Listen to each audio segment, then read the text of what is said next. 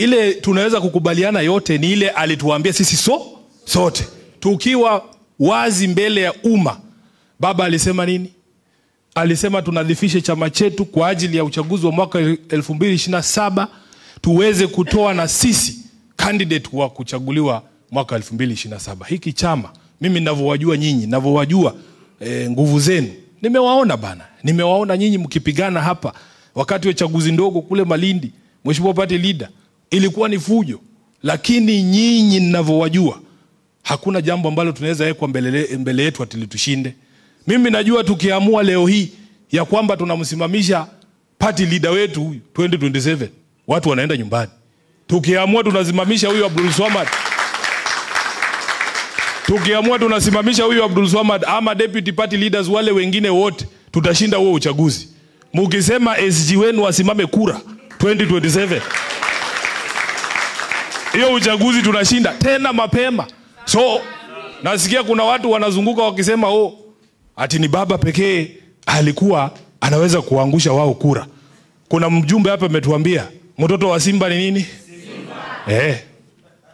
Watashangaa sana. Jambo la pili, uhusiano tulioweka na serikali ya UDA. Mkataba huo baba mwenyewe aliwaambia mwenye kuandika ni nani? Mwenye kuandika ni nani? Sifuna, mimi huyu. Sasa wale ambao mlifanya fasaha katika shule, kuna mwandishi kwa mfano Chinua Achebe. Chinua Achebe ndio mwenye kuandika Things Fall Apart. Si mnajua? Wewe ukikutana na Chinua Achebe leo, unaweza kupingana na yeye ni nini iko kwa hiyo kitabu? Sasa kama mwenye kuandika huo mkataba, na ujua, na uelewa, najua ulikuwa ni wa nini, najua unasema nini na ni kipi haisemi. Niliandika hapo ndani mimi mwenyewe nikasema, this agreement does not constitute a coalition agreement with UDA. Iko hapo, Ruto alisign, baba alisign. So, wengine ambao wanazunguka, na kwa sababu baba alituambia we keep our identity. Mimi rangi yangu ni hii chungwa. Symbol yangu ni chungwa. Mnanielewa? We must keep that identity.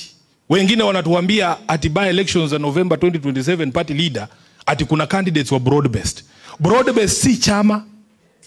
Na kama si chama haina candidates. Unajua nyinyi mmefanya kazi ya kura hapa.